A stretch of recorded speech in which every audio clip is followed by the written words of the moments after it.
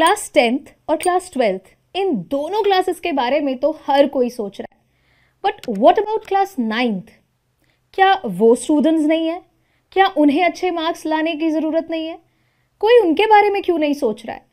इतना गलत 9th वालों के साथ? ऐसा बिल्कुल भी नहीं है। आपका सारा गुस्सा, सारी प्रॉब्लम्स हम समझते हैं, इसीलिए तो मैं आज लेकर आ गई हूँ क्लास 9th के मोस्ट इंपॉर्टेंट क्वेश्चंस जो आपको हेल्प करेंगे आपकी इंग्लिश में अमेजिंग मार्क्स लाने में। और भले ही आपने लास्ट मोमेंट पर इंग्लिश खोली हो, ये क्वेश्चंस आपके मेजर चैप्टर्स को कवर कर लेंगे, फिर चाहे लिटरेचर की बात करें, ग्रामर की बात करें, राइटिंग सेक्शन हो या अनसीन पैसेज हो, हर सेक्शन को लेकर आज के इस वीडियो में आपको मिलने वाली इंपॉर्टेंट गाइडेंस, जिससे आप 9th में बहुत अमेजिंग स्कोर्स के साथ अपने 10th की शुरुआत कर सकते हो। सो हम सबसे पहले शुरू करेंगे लिटरेचर पोर्शन से। मेक श्योर आप इस वीडियो को पूरा एंड तक देखो, और बीच बीच में आपको ग्रामर एंड राइटिंग सेक्शन से रिलेटेड कुछ इंपॉर्टेंट टिप्स भी मिलने वाली है। तो सबसे पहले हम बीहाइव बुक के प्रोज एंड पोइट्री सेक्शन की बात करेंगे। आपको पता है कि बीहाइव बुक में स्टोरीज भी हैं और पोएम्स भी हैं, तो हम शुरुआत करते हैं सारी की सारी पोएम से। नाउ अगर बाय एनी चांस आपने इनमें से एक भी पोएम की एक्सप्लेनेशन नहीं ली है, आपको पता नहीं है different vocabulary, different words, poetic devices, तो मेरा सजेशन है कि भाई डिस्क्रिप्शन में ना आपको एक लिंक लगा हुआ मिलेगा, पहले जाकर वो लेक्चर देख लेना। हार्डली 1.5 आवर्स का वो लेक्चर है जिसमें मैंने सारी पोएम्स को कंप्लीट किया है, जिसमें लाइन बाय लाइन एक्सप्लेनेशन मिलेगी, tone, mood and central idea, theme, setting जैसे सारे के सारे क्वेश्चंस के आंसर्स आपको वहाँ से मिल जाएंगे। क्योंकि आपको पता है कि पोएम्स में आपके पास एक्सट्रैक्ट बेस्ड क्वेश्चंस आते हैं, और एक्सट्रैक्ट बेस्ड क्वेश्चंस के लिए ना यार कोई और शॉर्टकट नहीं है, आपको पोएम को पूरा पढ़ना ही पड़ेगा, और उसके लिए मैंने आपको वीडियो का सजेशन दे ही दिया है।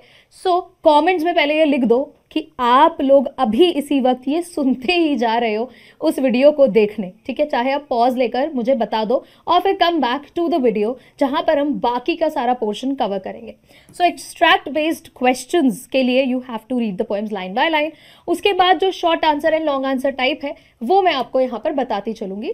तो अगर हम द रोड नॉट टेकन की बात करें तो आपको पता है कि यार road is not simply road, symbolic है लाइफ के चॉइसेस के बारे में। तो क्वेश्चंस के लिए प्रिपेयर रहना। आपके पास कुछ इंपॉर्टेंट फ्रेजेस है जो आपको एग्जाम में पूछे जा सकते हैं। So these are the questions. And central idea message तो आपको किसी का भी नहीं छोड़ना है, बिना किए तो आप जा ही नहीं सकते हो। उसके बाद आती है win poem, and yes very important, आपको याद रखने हैं पोएट के नाम भी, क्योंकि पोएट के नाम आप याद रखोगे तो उससे एक एज मिल जाती है आपको आपके short answer and long answer में, ताकि आप एक अच्छी इंट्रोडक्शन दे सको। और कभी कभार एक्सट्रैक्ट में आप का बल्ले बल्ले मोमेंट रहा क्वेश्चन को देखकर, तो फिर डायरेक्टली ये भी पूछा जा सकता है name the poem and the poet.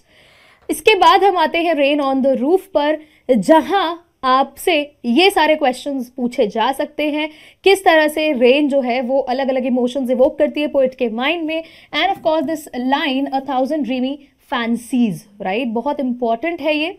The lake isle of Innisfree by WB Yeats, यहाँ किस तरह से उन्होंने नेचर को इंस्पिरेशन माना है, उनकी longing towards nature, you will cover each and every part.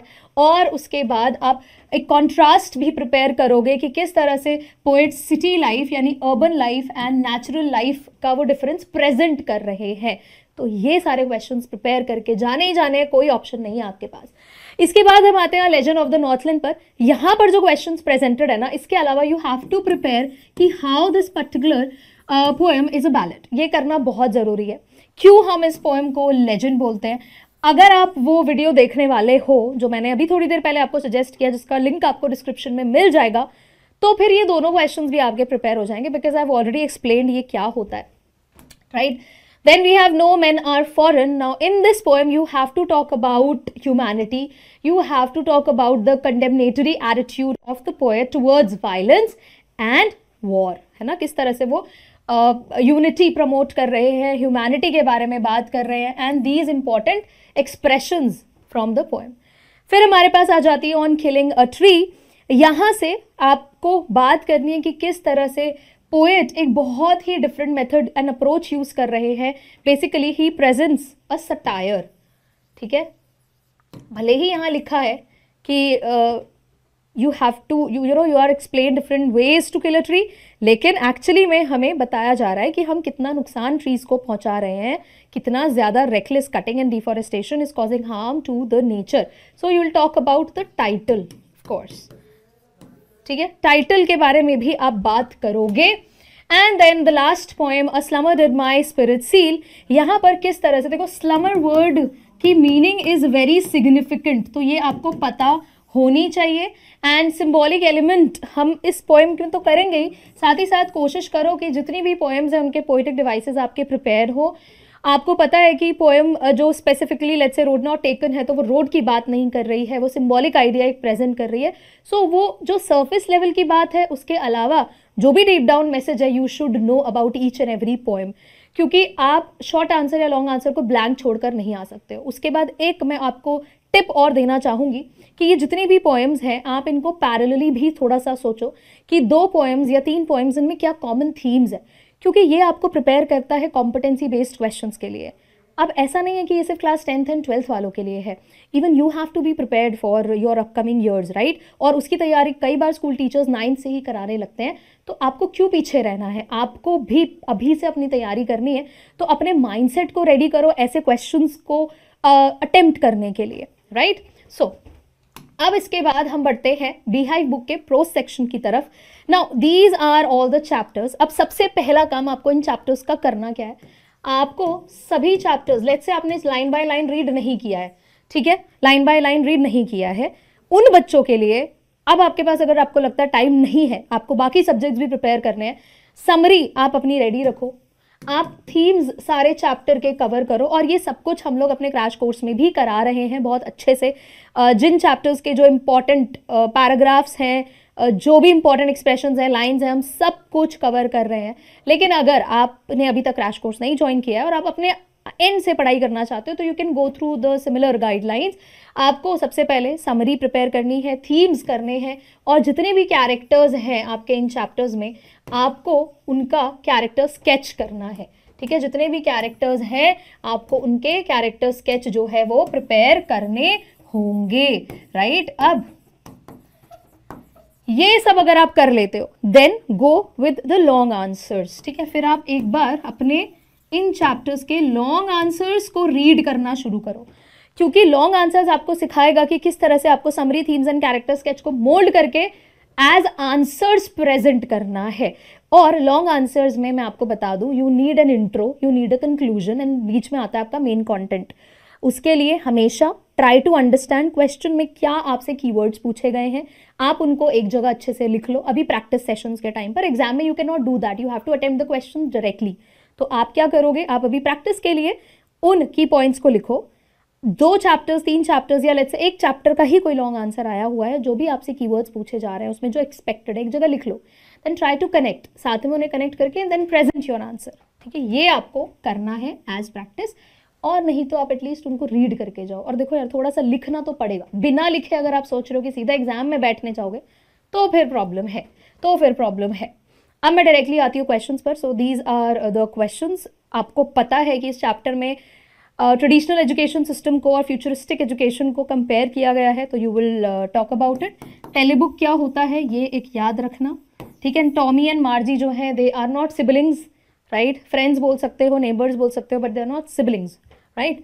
फिर द साउंड ऑफ म्यूजिक में Evelyn Glennie and Bismillah Khan के बारे में है. तो दोनों की जर्नी भले ही आपको याद ना हो, लेकिन आपको ये पता होना चाहिए कि कितना प्रोग्रेसिव थॉट था दोनों का, कितने हार्डवर्किंग थे दोनों ही, है ना. एंड कैसे Bismillah Khan had this extreme love for his country.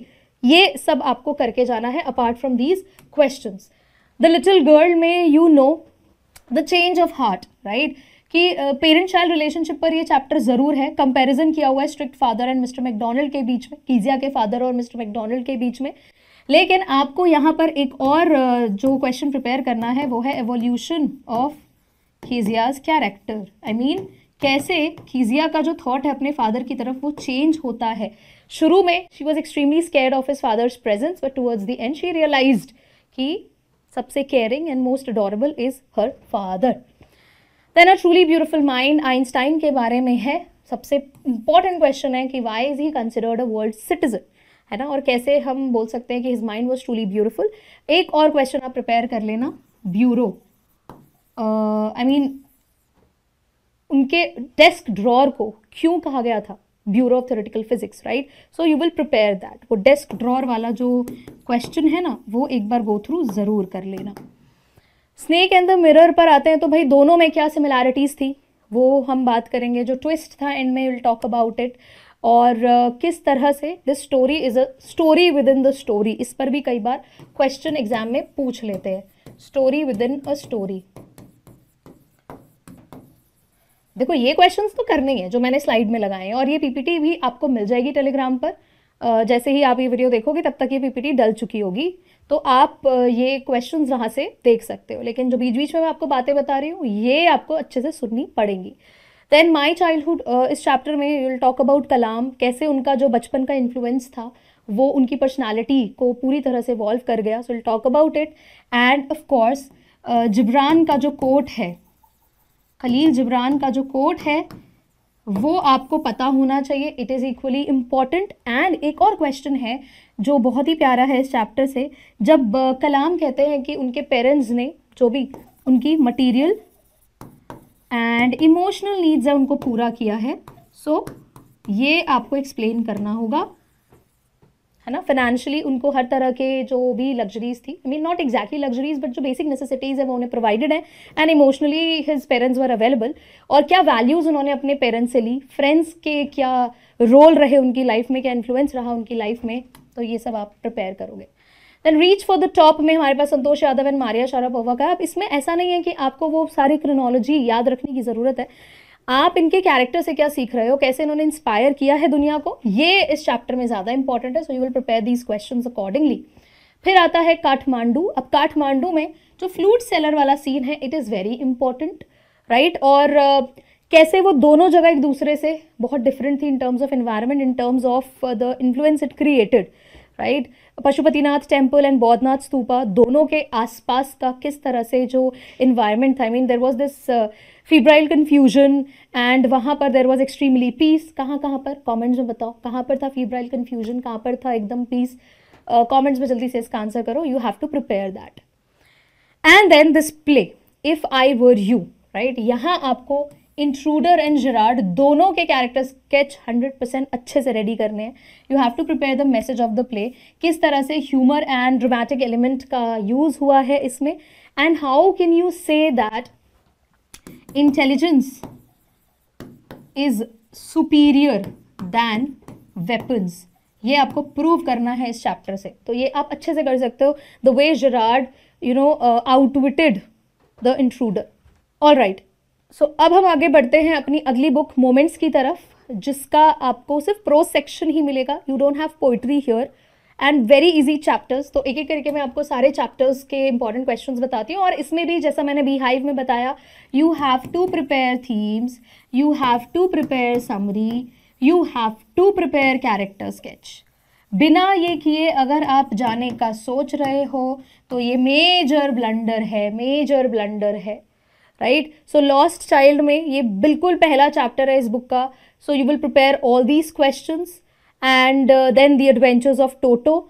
यहाँ पर थोड़ा सा क्वेश्चन जो है इस तरह से भी आ जाता है, अगर अगर अगर इन क्वेश्चन चैप्टर्स में आपको प्रॉब्लम है तो you have one shots available, you can go through them. आपको चैनल पर ही मिल जाएगा, science and fun education channel पर। और ये जो क्वेश्चंस हैं इनके अलावा आपको एक कॉम्पिटेंसी बेस्ड क्वेश्चन भी पूछा जा सकता है, विच इज़ कि कैसे हम लोग अक्सर कोशिश करते हैं कि वाइल्ड एनिमल्स को टेम किया जाए, but it's not easy for them as well, है ना। उस इन्वायरमेंट में रहना बहुत सारे सैक्रिफाइसेस लेता है। सो कॉमेंट ऑन दिस थॉट। तो ऐसे क्वेश्चन भी आपको प्रिपेयर करने होंगे। फिर हम आ जाते हैं ईश्वरन द स्टोरी टेलर पर। आप इसमें स्टोरी टेलिंग का जो ये इम्पैक्ट है इस पर भी बात करोगे। You will talk about story telling कि किस तरह से स्टोरी टेलिंग का रोल इज़ वेरी इंपॉर्टेंट। हम कई बार लोगों को आपस में कनेक्ट होते देखते हैं बिकॉज ऑफ दिस टैलेंट, है ना। तो Iswaran is an asset how, ये क्वेश्चन भी आ सकता है। In the kingdom of fools से these are some important questions. Happy prince से भी आपके पास ये क्वेश्चंस हैं, कितने लोगों को हेल्प किया वो आप थोड़ा सा क्रोनोलॉजी में याद कर लोगे तो बेनिफिशियल होगा। फिर आ जाता है हमारे पास the last leaf. You will talk about Behrman और उनके सैक्रिफाइस के ऊपर क्वेश्चन आता है, right. And Sue and Johnsy की जो फ्रेंडशिप है, यू माइट बी आस्क्ड कि comment on the friendship, right, comment on the friendship of Sue and Johnsy, ये आपसे पूछ लिया जाता है. सो मेक श्योर कि आप इसे प्रिपेयर कर रहे हो. Then we have a house is not a home. सबसे प्रोमिनेंट क्वेश्चन इसका आता है ऑन टाइटल जस्टिफिकेशन. सो ये क्वेश्चंस करने ही है, इसके अलावा प्रिपेयर टाइटल, क्योंकि हाउस एंड होम का डिफरेंस आपको पता होना चाहिए, right. And then of course the change in the attitude of the narrator. फिर आता है the beggar. Now beggar chapter जो है, इसमें you will talk about all the characters, Lushkoff, Sergei, Olga. Olga का जो इन्फ्लुएंस था, how did it change the attitude of Lushkoff, तो ये सब आपको कवर करना है. अब हम बात करते हैं राइटिंग सेक्शन एंड ग्रामर की. लिटरेचर में मैं आपको सारे इंपॉर्टेंट क्वेश्चंस बता चुकी हूँ. ग्रामर के केस में आपको पता है कि 9th एंड 10th का सिलेबस बिल्कुल सेम रहता है. तो आपको लेट्स से ग्रामर के किसी भी टॉपिक में प्रॉब्लम है, फिर चाहे वो टेंसेस हो, चाहे वो एक्टिव पैसिव हो, चाहे वो रिपोर्टेड स्पीच हो, चाहे सब्जेक्ट वर्ब एग्रीमेंट हो, डिस्क्रिप्शन में लिंक है, जाकर पहले वो ग्रामर का वन शॉट देखना है. उसके बाद मैं कुछ टॉपिक्स आपको बता रही हूँ जो बहुत इंपॉर्टेंट है टेंसेस के, ठीक है. ये आपको आने ही आने चाहिए, और उसमें आता है सबसे पहले past perfect. Determiners and models जो है वो बहुत ज़्यादा नहीं पूछे जाते हैं, लेकिन ठीक है, करना सब कुछ है, बट मैं सबसे इंपॉर्टेंट आपको बता रही हूँ. Past perfect, then simple past and simple present, very important. ये मैं अपने एक्सपीरियंस के बेसिस पर आपको बता रही हूँ. करना देखो सब कुछ ही होता है, बट अगर लास्ट मिनट आप पढ़ रहे हो तो फिर you have to do these, इनको छोड़कर नहीं जा सकते हो. And there is this combination of past continuous and simple past, तो इसीलिए past continuous becomes very important. Then you have future perfect, right. Future perfect उतना ही इंपॉर्टेंट है. तो टेंसेज में ये आपको बहुत अच्छे से आने चाहिए. मेरा सजेशन ये है कि एक बार वन शॉट देख लो, उसके बाद try to attempt as many questions as you can. और उसके बाद आता है टेंसेस के बाद रिपोर्टेड स्पीच, बहुत ज़्यादा वैल्यू होल्ड करता है.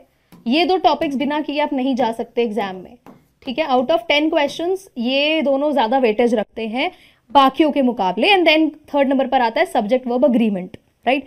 Determiners and models let's say नहीं भी आता है तो आप इन तीनों को लाइटली नहीं ले सकते हो, वो फिर भी चल जाएगा. I feel bad when I से दिस, बिकॉज मुझे ये नहीं बोलना चाहिए एज अ टीचर, लेकिन ठीक है, अगर आप वो नहीं करके जा रहे हो एटलीस्ट ये करके जाना. ये उन बच्चों के लिए जो बहुत बेयरली पास होते हैं, लेकिन ऐसे बच्चे जो प्लान कर रहे हैं फुल मार्क्स लाने का, तो भाई सब कुछ ही करना होगा आपको. ग्रामर में टॉपिक एटलीस्ट सारे करने होंगे. राइटिंग सेक्शन की बात करूं तो उसका भी लिंक मैं डिस्क्रिप्शन में लगवाऊंगी. आपके जो डायरी एंट्री, स्टोरी राइटिंग वाले क्वेश्चंस आते हैं, डिस्क्रिप्टिव पैराग्राफ, ये सब अच्छे से फॉर्मेट आप इनके देखोगे. एंड देन अगर प्रॉब्लम है फॉर्मेट में, मैं लिंक लगा रही हूँ डिस्क्रिप्शन पर, आप उसको देख लो and then you will prepare accordingly. इसके बाद जो सबसे ज़्यादा परेशान आपको करता है, आई नो, वो है अनसीन पैसेज. वो है अनसीन पैसेज. देखो यार, अनसीन पैसेज का देयर इज नो शॉर्टकट, आपको क्वेश्चंस करने ही होंगे. आप ये सोचकर बैठे हो कि एक रात पहले आप सोचोगे कि एक दो पैसेज कर लिए सॉल्व, तो अगले दिन कॉन्फिडेंट होकर हम एग्जाम देने चले जाएंगे, ऐसा नहीं होगा.